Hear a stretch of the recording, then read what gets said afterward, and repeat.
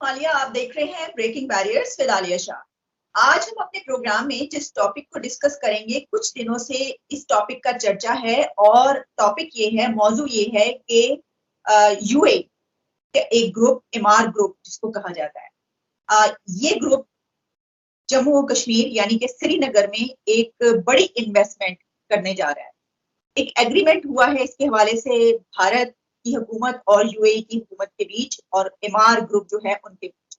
और उस एग्रीमेंट के तहत जो भारतीय मीडिया से पता चल रहा है, बल्कि मैं देख रही थी कि खलीज टाइम्स जो है उन्होंने भी इस हवाले से खबरें शाया की हुई हैं कि खास तौर पर जो इस वक्त नजर आ रही है बात वो ये है कि एक ऐसा वो बनाने जा रहे हैं वहां पर शॉपिंग मॉल कि जिससे वहां पर एक बड़ी इन्वेस्टमेंट वो ला रहे हैं। और सिर्फ यही नहीं बल्कि मुस्तकबिल में ये भी कहा जा रहा है कि और भी इन्वेस्टमेंट ये ग्रुप करने लगा है और भी इस हवाले से एग्रीमेंट्स हो रहे हैं जिसमें आईटी टावर, पार्क्स और इस तरह के और शॉपिंग मॉल्स बनाने का इरादा है।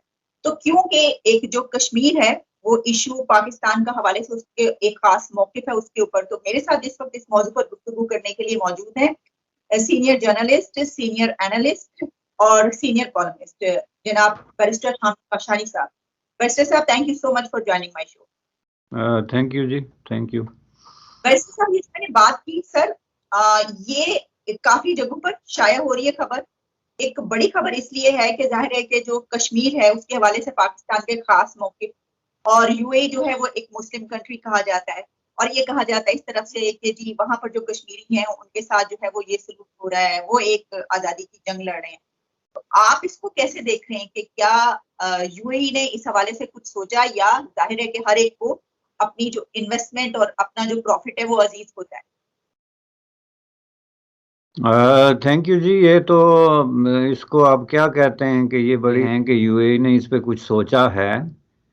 देखें, ये बहुत ही मेडिवल किस्म की थिंकिंग है जिससे अब टाइम आ गया है कि पाकिस्तान इससे निकले, क्योंकि यही थिंकिंग है जिसकी वजह से इतने बड़ा जो है वो प्रॉब्लम हुआ है कश्मीर इशू पे भी, और ख़ुद पाकिस्तान का अपना जो सत्यानाश निकला है और जो शक्ल बनी है जो इस वक्त मौजूद है, उसके पीछे सोच ही है। और असल में सोच ही होती है जो आपकी थिंकिंग है ना, कि हो you look at the things, तो उसी हवाले से फिर आप एक्ट करते हैं। तो ये जो आपकी बात, दूसरी बात सही है कि ये जो है वो बात मुसलमानों की नहीं है, बल्कि ये बात बिजनेस की है और इन्वेस्टमेंट की है। और बिजनेस और इन्वेस्टमेंट जो है वो ना किसी मज़हब के पाबंद होते हैं, ना किसी इलाके की पाबंद होते हैं। आप ये देखें कि पूरी दुनिया में मल्टी नेशनल कंपनीज जो हैं वो काम कर रही हैं, इन्वेस्टमेंट कर रही हैं, और उस हवाले से किसी इलाके, कैथनिक ग्रुप या किसी रिलीजन का मसला नहीं है। वो उससे निकल के जहाँ भी उनको कहीं नज़र आता है कि उनका सरमाया महफूज है और उनका प्रॉफिट जो है या जो भी उनकी एक्सपेक्टेशंस हैं वो मीट हो सकती हैं, तो वो उस पर अमल करते हैं। लेकिन कश्मीर का केस जो है वो स्पेसिफिक इसलिए चले हैं कि अभी अभी जो है 2019 में ये जो एक्ट हुआ था वहाँ पे जम्मू कश्मीर के अंदर, और जो उन्होंने 370-35 को ख़त्म करके तो एक स्पेशल स्टेटस दिया जम्मू कश्मीर को, which is union territory status. तो उसके बाद ये फर्स्ट टाइम है कि कोई इतनी बड़ी हैवी वेट किस्म की इस्लामिक कंट्री जो इन्फ्लुएंस के हवाले से है, by the way UAE is one of the most influential countries में शुमार होती है। अगर फर्स्ट 20 नहीं तो 30s-40s में ज़रूर आती है इंटरनेशनली, चूँकि उनके पास पैसा, इन्वेस्टमेंट और इन्फ्लुएंस है इस वजह से। तो ये पहली दफ़ा किसी कंट्री ने ये इनिशिएटिव लिया कि वो वहाँ पे जो इन्वेस्टमेंट कर रहे हैं। अब अगर आप उस इन्वेस्टमेंट को देखें तो ये मिक्सचर है, आपने फैक्ट्स बयान कर दिए, लेकिन इसमें मज़ीद कुछ ऐसे है। एक कोई डीपी डेवलपमेंट कंपनी है, एक कोई लूलू ग्रुप है, इस तरह के डिफरेंट ग्रुप्स हैं जो वहाँ पे इन्वेस्टमेंट कर रहे हैं। गालिबन लूलू ग्रुप जो है वो इंडियन एक बिलियनर है दुबई बेस्ड जो उसको कर रहा है। लेकिन ये टोटल मिला के तो बिलियंस की इन्वेस्टमेंट है, करोड़ों की, जिसमें ड्राई पोर्ट है जो कि एक बहुत बड़ी इन्वेस्टमेंट है। उसके बाद माल है जैसा कि आपने कहा, और उसके बाद कुछ और जो प्रोजेक्ट हैं, मेडिकल स्कूल है और मेडिकल हॉस्पिटल हैं और इस तरह की दीगर फैसिलिटीज़। तो ये ह्यूज इन्वेस्टमेंट, सवाल ये पैदा होता है कि यूएई को क्या ज़रूरत पड़ गई और UAE main Dubai, this is government of Dubai. जो डीपी ग्रुप है वो गवर्नमेंट ऑफ दुबई का वेंचर है, या वो उसी का है, सरकारी आप कह सकते हैं। So is not a private investment all together. तो सवाल ये पैदा होता है कि 2019 के बाद जितना शोर पड़ा था उसकी मौजूदगी में उनको क्या जरूरत पड़ गई कि वो इतना बड़ी इन्वेस्टमेंट करें। So is not about money और मेकिंग मनी। ये जो है मनी मेकिंग का मसला नहीं है, दिस इज ए मैसेज। और इसमें जो मैसेज है, सबसे बड़ा मैसेज ये है कि जी भारत ने वहाँ पे जो डिसीजन किया 2019 5 अगस्त को, हमें उस पर कोई एतराज़ नहीं। और जैसा कि आपको याद होगा कि यही बात उन्होंने 2019 में भी, UAE was one of the first countries जिसने ये कहा था कि ये भारत का इंटरनल मामला है। ठीक है, तो उसके बाद ये इनके दरमियान नेगोशिएशन होती रही, डायलॉग होता रहा, और ये जो उन्होंने मैसेज दिया ये बहुत बड़ा मैसेज इसलिए था है कि वहाँ पे ये समझा जाता है दो चीज़ें। ये बड़ी इंपॉर्टेंट चीज़ है हमारे ऑडियंस के लिए समझना कि दो किस्म के इम्प्रेशंस हैं जिनको ख़त्म करना मोदी गवर्नमेंट या गवर्नर सिन्हा जो है कश्मीर, जम्मू कश्मीर के गवर्नर, उनके लिए ज़रूरी है। एक तासर ये है कि कश्मीरी लोगों ने ये एक्सेप्ट नहीं किया कि आपने हमारा स्टेटस चेंज कर दिया, जो नया स्टेटस है we are not going to accept this. एक, जिसकी वजह से मुस्लिम कम्युनिटी भी इसको तस्लीम नहीं करेगी जिसको पाकिस्तान लीड कर रहा है। ये एक इम्प्रेशन है। तो जिसका मतलब ये है कि मोदी साहब की ये मूव जो है अल्टीमेटली फेल होगी, क्योंकि जब लोकल लोग भी उसको तस्लीम नहीं करेंगे तो इंटरनेशनली भी नहीं करेंगे, तो वो उनको वापस लेनी पड़ेगी। एक इसका तासर ये था। और दूसरा ये है कि वहाँ पे स्टिल कंटिन्यू है, एक अनार्की की सिचुएशन है, एक्सट्रीमिज्म है, हमले हो रहे हैं, तो उसको मोदी साहब जो हैं वो कंट्रोल नहीं कर सके, तो इसलिए वहाँ पे कोई इन्वेस्टमेंट नहीं हो सकी। ये दो एम और ऑब्जेक्टिव आप कह सकते हैं जिनको डील करना उनके लिए ज़रूरी था, जिसके नतीजे में ये एक्शन जो हो रहा है इसमें इज़ नॉट अबाउट 2 बिलियन और 3 बिलियन। ये एक बहुत बड़ा मैसेज है जिसका किसी भी बिलियन डॉलर में आप कीमत नहीं लगा सकते। लेकिन जब इन्होंने राज़ी कर लिया, इस चीज़ पे एग्री कर लिया कि हम जो है ये इन्वेस्टमेंट करने वाले हैं, तो इन्होंने ये सारे मैसेजेस क्लियर कर दिए कि पहली बात है कि इंडियन जो डिसीजन है दैट इज़ जस्टिफाइएबल। सेकेंडली जो है वो इंटरनेशनल कम्युनिटी को इस बात पे कोई प्रॉब्लम नहीं है कि इंडिया ने क्या डिसीजन किया है, वहाँ पे इन्वेस्टमेंट करने के लिए तैयार हैं। अब ये जो इतने बड़े बड़े मैसेज हैं ना, ये आप यूँ समझ लें कि नरेंद्र मोदी साहब का गुज़श्ता 2-3 सालों में एक मास्टर स्ट्रोक है। इसको आप दुबई का काम ना समझें, ये मोदी साहब की एक सक्सेस है, और जो कश्मीरी पॉलिटिशियंस के लिए एक बहुत बड़ा एक चैलेंज आप कह लें, या एक बहुत बड़ा इम्तहान कह लें, कि वो जो उनकी दिल में यकीनी जो डगमगाहट है, और जो उनकी पॉलिटिक्स में अनसर्टेनिटी की जो बातें वो करते रहे हैं, और जो मुख्तलिफ स्टैंड लेते रहे हैं, उसके लिए ये एक बहुत बड़ा मसला है कि भाई अब आप तो ये कह रहे थे कि यहाँ पे सिविलियन पे हमले हो रहे हैं, और ये फैक्ट भी है। आप ये देख लें कि गुज़श्ता 2-3 महीनों में जो इमिग्रेंट हैं जम्मू कश्मीर में, उन पे हमले होते रहे, जो कि काबिल मज़म्मत बात। ये मैं आपको बता दूं, जो भी कर रहा है जिस भी इंटेंशन से कर रहा है, क्योंकि ये जो इमिग्रेंट्स होते हैं पूरी दुनिया में जहाँ जाते हैं, ये इंग्लैंड में जाएं, अमेरिका में जाएं, जहाँ कहीं भी जाएं, वो इकोनॉमिक रेफ्यूजीज होते हैं, जो डिस्प्लेस्ड पीपल होते हैं अपनी धरती से, और वो अपने रोज़गार की खातर टू मेक ए लिविंग जो है वो जाते हैं, उनका पॉलिटिक्स से कोई ताल्लुक नहीं होता। तो उन पे हमले करना या ऐसे नहते लोगों को मार देना जो है एक खौफनाक अमल है। लेकिन ये काम वहाँ पे हो रहा था, तो वहाँ पे ये समझा जा रहा था कि ऐसी सिचुएशन में who is going to come and put there dollars, जहाँ पे कि ये तो शेर के मुंह से पैसे निकालने वाली बात हुई। ये कौन सा बिजनेस है दुनिया में? आप देखें 200 से लगभग मुल्क हैं जिनमें से एटलीस्ट 90% जो है दे आर कम्प्लीटली पीसफुल। जहाँ आप जाके इन्वेस्टमेंट करेंगे आपका सरमाया भी महफूज है, आपका रिटर्न भी जो है वो ज़्यादा है।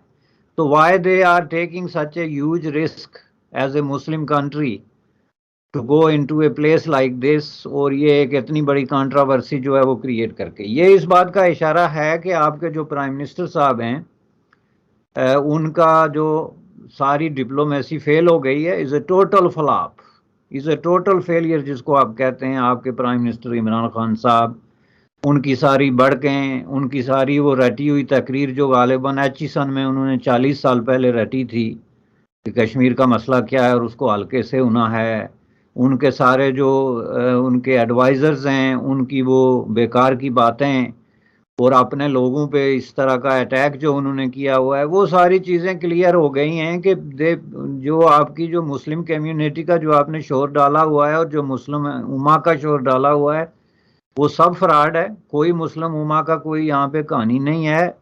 अगर दुबई ने आज एक डिसीजन कर लिया है तो आप यूं समझ लें कि ओआईसी उनके डिसीजन के साथ है। ओआईसी का दूसरा मतलब सऊदी अरब और यूएई और ये जो गल्फ की अरब रियासतें हैं वही ओआईसी है। बाकी तो ये गाँव माजे हैं जिन्होंने खामखा लोग लगा के शहीदों में शामिल होने की कोशिश कर रहे हैं। तो इसलिए ये एक बड़ा, एक बहुत ही इंटरेस्टिंग और very tragic at the same time इस काबल एक इशू है जिस पे बार बार बात होनी चाहिए ताकि ये गिरें खुलें। जो लोगों ने मुनाफकतें की हुई हैं, पाकिस्तान की जो फेल्ड पॉलिसी कश्मीर पे हो गई। अब इस पे मैं आपको एक बात और बता दूं इस ख़त्म करने से पहले कि ये इस चीज़ की भी इंडिकेशन है और मैं ये पूरे दावे से कहता हूं कि पाकिस्तान ने मोदी साहब का डिसीजन तस्लीम कर लिया है।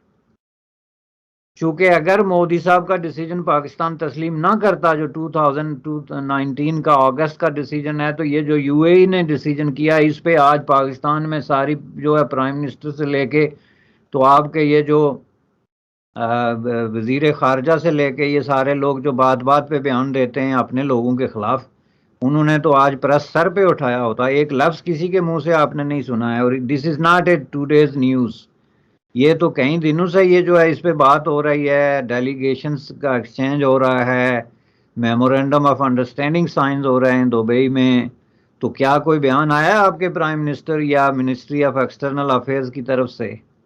तो अगर नहीं आया तो ये आप बातें जो है ना कहते हैं ना, इसमें अक्लमंदों के लिए निशानियां हैं और खुसूसन उन कश्मीरियों के लिए निशानियां हैं जो ये समझते हैं कि पाकिस्तान उनकी को बहुत बड़ी वकालत करके तो पता नहीं उनको कहां से कहां पहुंचा रहा है।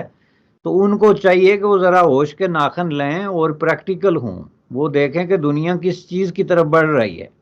अगर यूनाइटेड अरब इमिरेट्स जो है वो आके वहाँ पे इन्वेस्टमेंट कर सकती है तो इसका मतलब ये है कि दुनिया बहुत हद तक बदल गई है और कश्मीर का इशू बदल गया है और नए हालात में एक नए जो है जाविये की और एक नए सोच की जरूरत है।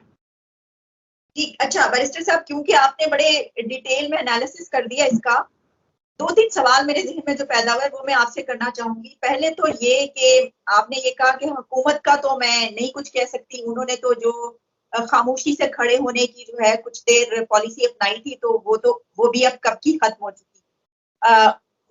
लेकिन DGISPR ने जो कल एक प्रेस कॉन्फ्रेंस की तो उनके प्रेसर में उन्होंने कश्मीर का, ज़ाहिर 5 जनवरी भी था तो इस हवाले से उन्होंने वही जो हम बातें किया करते हैं वो वाली बातें उन्होंने दोहराई हैं, यानी कश्मीर को उन्होंने टच किया और उसके ऊपर उन्होंने जो पाकिस्तान का मौकिफ है उसको उन्होंने रखा।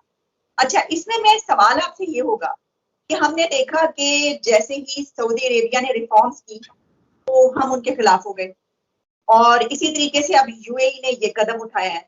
तो आपके ख्याल में इस पे हमें खुश होना चाहिए कि वहां के जो कश्मीरी हैं उनके, जाहिर है कि उनको रोजगार मिलेगा, उनके लिए तो बहुत सारे इसमें जो है वो अच्छे आप कह सकते हैं कि एंगल्स हो सकते हैं, लेकिन तो हमें इस पे खुश होना चाहिए इस वजह से, या हमें कोई फिक्रमंदी का इजहार करना चाहिए?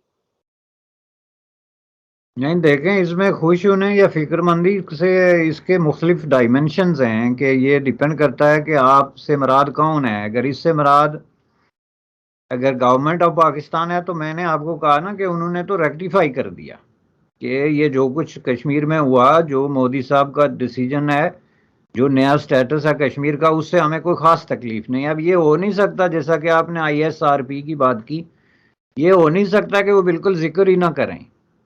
ये जो हिपोक्रिटिकल रोल है ये प्ले होता रहेगा मुमकिन आइंदा 100 साल भी बयानात की हद तक कि जी हम ये कर देंगे, नहीं छोड़ेंगे, फलां करेंगे, लेकिन हकीकत ये है कि उन्होंने कुछ नहीं करना प्रैक्टिकली। ये एक इम्पॉर्टेंट चीज़ है। दूसरा ये है कि ये मैसेज मुख्तलिफ लोगों को मुख्तलिफ तरीके से है। मसलन पीपल ऑफ पाकिस्तान को ये मैसेज है कि आपके हुक्मरान जो आपको बता रहे हैं कि ये ऑर्गेनाइजेशन ऑफ इस्लामिक कंट्रीज़ जो है, या OIC जो है, इस्लामिक जो मुल्कों की तंजीम है, या जो इस्लामी बरादरी है दूसरे अल्फाज में, ये हमारे साथ है, ये बहुत बड़ा झूठ और फ्रॉड है। ऐसी कोई बात नहीं, ये बड़ा क्लियर मैसेज है और ये बार बार दिया जा रहा है। सऊदी अरब ने भी यही मैसेज दिया जो आप बात कर रहे हैं कि हम उसके खिलाफ हो गए। हमारे खिलाफ होने से फ़र्क क्या पड़ता है? सवाल तो ये पैदा होता है ना कि ना आप किसी को फाइनेंशियली डिस्टर्ब कर सकते हैं, ना पॉलिटिकली डिस्टर्ब कर सकते हैं, ना मिलिटरली डिस्टर्ब कर सकते हैं। आपके पास है कुछ नहीं तो आप क्या सोचते हैं, इससे कोई फर्क नहीं पड़ता।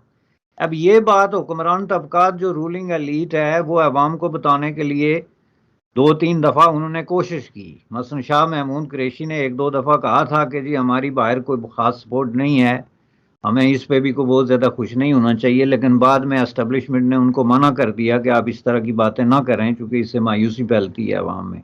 लेकिन ये बड़ा एक लाउड एंड क्लियर मैसेज है from the United Arab Emirates and specifically from Dubai कि आप जो है हमें एक डिसीजन किया तो इसके ये मेरिट हैं, ये पॉलिटिकली मोटिवेटेड डिसीजन है, this is not investment motivated. मैं आपको बता दूं, कोई दुनिया का इन्वेस्टर जो है, आखिर हम भी जो है वो इन्वेस्टमेंट की साइंस पढ़ते हैं, कोई इन्वेस्टर जो है वो इस तरह की इन्वेस्टमेंट नहीं में हाथ नहीं डालता, क्योंकि उनके बिल्कुल मेरिट्स होते हैं, कहाँ पे पीस है, सिक्योरिटी है, सेफ्टी है, सरमाया महफूज है, मुनाफा कितने गुना है, हर चीज़ को आप तोल के देख लें।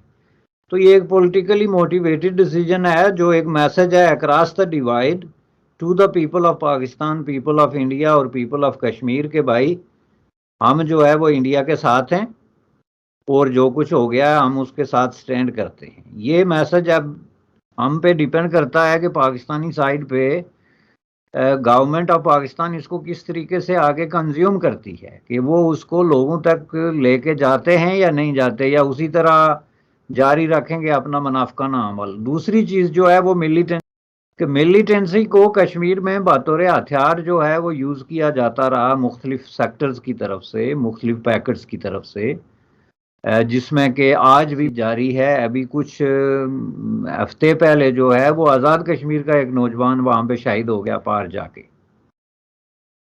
बिल्कुल नौजवान। इधर से ये कहा जा रहा है कि अब कोई क्रॉस बॉर्डर नहीं जा रहा, कुछ नहीं हो रहा। ये सारी बयानात के बावजूद सामने आप देखेंगे वो बंदा शहीद हो गया, उसका ताल्लुक आज़ाद कश्मीर से है और हर आदमी जानता है, उसकी पिक्चर्स एवरीथिंग जो है वो सोशल मीडिया पे मौजूद है। तो ये है, इसको इस तरीके से यूज़ किया जाता रहा है जो इस्लामिक फंडामेंटलिस्ट और एक्सट्रीमिस्ट ग्रुप्स की तरफ से, कि हम जो है वो डिस्टर्ब कर सकते हैं भारत को कश्मीर के अंदर जो भी उसका डिज़ाइन है या एजाइम है, जो कि दुरुस्त नहीं है। चेयर जो एग्जीक्यूटिव है, चेयरमैन कहें आप उसको या प्रेसिडेंट कहें, उसने इस इशू पे बाकायदा स्टेटमेंट दी है कि we know what kind of situation we are facing here, जिसका मतलब ये है कि मिलिटेंसी है तो होती रहे, हम इसके बावजूद जो है वो यहाँ पे इन्वेस्टमेंट करेंगे। तो ये जाहिर है कि इससे आप अंदाज़ा लगा सकते हैं कि ये पाकिस्तान के लिए एक बहुत बड़ा मैसेज है और इसमें पाकिस्तान को खुश होने या नाराज़ होने के बजाय उन्होंने जो जज्बातियत का और एक ख्याली दुनिया का जो लबादा ओढ़ रखा है, जिसका हकायक से कोई ताल्लुक नहीं, उसको उतार के फेंकें और आंखें खोल के देखें कि हम खुद भी इतने बड़ी एक मसाइल से गुजर रहे हैं और कश्मीरी पीपल को भी बार बार हम जाली किस्म के बयानात दे के, झूठे वादे करके, झूठे जो है वो उनसे इस तरह की कमिटमेंट्स करके तो उनको भी मुश्किल में डाल रहे हैं। अब जाहिर है कि वहाँ लोग ये इस तरह का एडवेंचर इसीलिए करते हैं ना कि हम उनको कहते हैं कि हम जनाब जो है वो 20-22 करोड़ लोग आपकी पुश्त पे खड़े हैं, लेकिन हमारा उनकी पुश्त पे खड़ा होने का कोई मतलब नहीं है, वो बस खड़े ही हैं, आगे पीछे हिल नहीं सकते। जिस तरह पुतले खड़े होते हैं इस तरह उनकी पुश्त पे उनको पुतले नहीं, उनको जिंदा लोग चाहिए। तो ये जो इस्लामिक कंट्रीज का आपने हवा खड़ा किया हुआ था कि हमारे साथ 52 कंट्रीज हैं, वो तो एक्सपोज हो गया सिंपली। और ये सिर्फ इस एक्ट पे ही नहीं, ये गुज़श्ता 6 महीने में डिफरेंट एक्ट्स पे ये एक्सपोज हुआ है। तो मैं समझता हूँ कि ये एक बहुत बड़ा जो है एक इबरतनाक किस्म का मैसेज है पाकिस्तान की वजारत खारजा के लिए उनकी जो डिप्लोमेसी है, स्पेशली जो अरब वर्ल्ड के अंदर, और उनका जो मैसेज है पीपल ऑफ पाकिस्तान और पीपल ऑफ जम्मू कश्मीर के लिए, उसके अंदर के वो बहुत ही खोखला और गैर हकीकी मैसेज है, और उसको अगर वो तब्दील नहीं करते तो इससे मजीद जो है वो तबाही फैलेगी पूरे खित्ते में भी, और खुद उनको भी मजीद जो है वो मसाइल का सामना करना पड़ेगा। ठीक। बैर साहब, एक आखिरी सवाल जो मैं आपसे करना चाहूंगी, एक ये जो आपने बात की वो तो हम देख ही रहे हैं कि जिसको हम मुस्लिम उम्मा कहते हैं, वो तमाम कंट्री, जिस तरह हमने देखा कि टर्की ने, तैयब उर्दवान की हुकूमत ने भी भारत से मुआहदा कर लिए, और इसी तरीके से सऊदी अरेबिया जो रिफॉर्म्स लेकर आ रहा है उसके ऊपर हम बड़े गुस्से में हैं। यहाँ के पाकिस्तानी जो कभी सऊदी अरेबिया के गुण गाया करते थे, अब उनको बुरा भला कह रहे होते हैं, हालांकि वो अपनी कंट्री के लिए जो चाहें वो कर सकते हैं और वो तो बहुत तरक्की कर रहे हैं। इसी तरीके से अब यूएई के उस पर भी हमारा स्टैंड जो है वो इसी तरह का होगा, मैं तो यही समझती हूँ। तो एक ये बात कि जो अब सब कुछ हाथ से तो जाहिर है, जो कश्मीर की हम बात करते हैं, आपने जो बातें की बड़ी हकीकत पसंद आना, बड़ी तल्ख बातें हैं, लेकिन पाकिस्तान का जो मौकिफ है कश्मीर के ऊपर, आप समझते हैं कि जो एक ये बात कही जाती है कि यूएन की बात, रेजोल्यूशन की बात, तो अब अगर वहां पर जम्मू कश्मीर में, श्रीनगर में तरक्की होती है, तो आप समझते हैं कि वहां के हालात जो है वो वहां के लोगों के लिए बेहतर होते हैं, तो फिर वो जो एक मौकिफ है, एक आखिरी जो रह जाता है कि यही वही वाली बात करनी रह जाती है, तो फिर उसका भी जो है कोई ऑप्शन नहीं रहेगा या कोई उसका कहने का भी फायदा नहीं रहेगा। बिल्कुल सही बात है जी। जब तरक्की होती है, लोगों को रोजगार मिलता है, खुशहाली आती है, तो वो जिंदगी के बारे में लोगों की सोच बदलती है। यही दुनिया में हुआ है, और डेफिनेटली उसका जो है वो कश्मीर पे असर पड़ेगा। लेकिन इसमें जो अहम बात जो मैं पहले करना चाहता था, वो देखें, ये जो आप बात कर रहे हैं, ये Kashmir issue is not a Muslim issue, ये एक पॉलिटिकल इशू है between India and Pakistan, and between people of Jammu and Kashmir and people of India and Pakistan. ये इसको इस तरह जब तक आप नहीं देखेंगे, उस वक्त तक आप इसको हल नहीं कर सकते। आप जाके तो उसके बीच में जो डाल रहे हैं ना रिलीजन का तड़का, और उसको रिलीजन का तड़का बना के इंटरनेशनली बेचना चाहते हैं, और वो भी मुस्लिम दुनिया को। वो पॉसिबल इसलिए नहीं, मैं आपको बताता हूं कि देखें, भारत में अगर आपसे ज्यादा मुसलमान नहीं है तो आपके बराबर है ना। तो रहा सवाल भारत में सिस्टम का, तो तुर्की में कौन सा इस्लामी निज़ाम है? तुर्की में भी तो कोई इस्लामी निज़ाम नहीं ना। तो उस तरह देखा जाए तो तुर्की के निज़ाम में और भारत के निज़ाम में जो है वो कोई ख़ास फ़र्क नहीं है। पॉलिटिकली एंड लीगली स्पीकिंग जो सिस्टम ऑफ गवर्नमेंट है, एक डेमोक्रेसीज हैं, फंक्शनल इस तरीके से काम करती हैं। बल्कि भारत जो है तुर्की से ज़्यादा आगे डेमोक्रेटिक है, ज़्यादा मोर मॉडिफाइड और मोर रिफॉर्म डेमोक्रेसी है वहाँ पे। तो अगर आपको तुर्की के मुसलमान जो हैं वो अपने लगते हैं, डिस्पाइट द फैक्ट कि उनका एक अलग सेटिंग है, तो आप इंडिया को इस तरीके से ब्रैकेट नहीं कर सकते कि उनका इस्लामी दुनिया से कोई ताल्लुक नहीं। मैं आपको एक बात बताता हूँ, मुमकिन है ये आपको अजीब लगे, लेकिन वो दिन दूर नहीं जब आप देखेंगे कि भारत जो है वो ओआईसी का मेंबर बनेगा, member of the Organisation of Islamic Countries. चूंकि ये Organisation of the Islamic Cooperation जो है इज नॉट इस्लामिक कंट्रीज, ये मुसलमानों की जो कंट्रीज हैं, इसमें ऐसे मुल्क भी शामिल हैं जिसमें ओवरवेलमिंग मेजॉरिटी जो है वो मुसलमानों की नहीं है। और ये जब भारत ने पहली दफ़ा अप्लाई किया था, इसमें शामिल होने की कोशिश की थी, तो उस वक्त जो है वो जिस तरीके से लॉबिंग करके उसको बाहर निकाला गया, हालांकि ये भारत की बात नहीं थी। उस वक्त वहां पे जो हुकूमत थी, पंडित जवाहरलाल नेहरू की हुकूमत थी, और एक सेकुलर हुकूमत थी। तो उनको बाहर निकालने का मतलब ये था कि आप अपने ही 20 करोड़ लोगों को बाहर निकाल रहे हैं, उसमें भारत की हुकूमत का कोई बात नहीं थी, बल्कि भारत के मुसलमानों की बात थी। अब प्रॉब्लम ये है कि आप ये समझते हैं कि पूरी दुनिया के मुसलमान जो हैं वो सिर्फ पाकिस्तान में बसते हैं, या जो अहम तरीन मुसलमान हैं वो सिर्फ पाकिस्तान में रहते हैं। बाकी कोई 20 करोड़ भारत में रहे या 30 करोड़ इंडोनेशिया में रहे या जो, उसकी कोई अहमियत नहीं है। They don't count for. ये प्रॉब्लम जब तक आप ख़त्म नहीं करेंगे और ये नहीं सोचेंगे कि पूरी दुनिया के मुसलमान बराबर हैं, एक सोल जो है, एक जिंदा इंसान, वो उसका कोई मजहब है, किसी भी सेटिंग के अंदर रहता है, वो बराबर है, और उसको इक्वली जो है वो वेट दिया जाना चाहिए। जब तक ये नहीं होगा उस वक्त तक ये प्रॉब्लम होता रहेगा।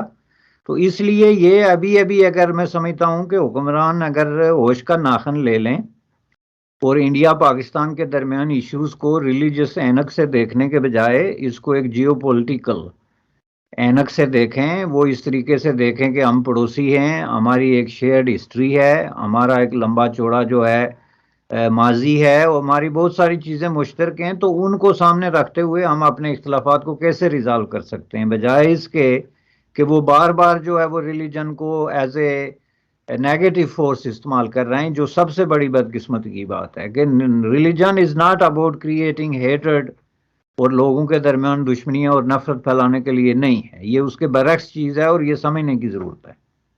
की तरफ से क्या मौक़िफ़ सामने आएगा, तो मुझे ऐसा लगता है कि जैसे-जैसे इलेक्शन करीब आएंगे, उस वक्त हम देखेंगे कि इमरान खान साहब खूब बोलेंगे इसके ऊपर, लेकिन वो उस वक्त बोलेंगे जब इलेक्शन में वोट लेने के लिए जाना होगा। अभी जो है वो इस पर खामोशी है। तो बहरहाल, अब बहुत-बहुत शुक्रिया, आपने बड़े ही इन डेप्थ एनालिसिस जो है इसका पेश किया। इसका पाकिस्तान और भारत के हवाले से जो भी एक ये इश्यू ऐसा है कि इसके क्या इम्पैक्ट पड़ेगा और आगे चलकर हम इसको कैसे देखेंगे। Thank you very much for your precious time sir. Thank you ji.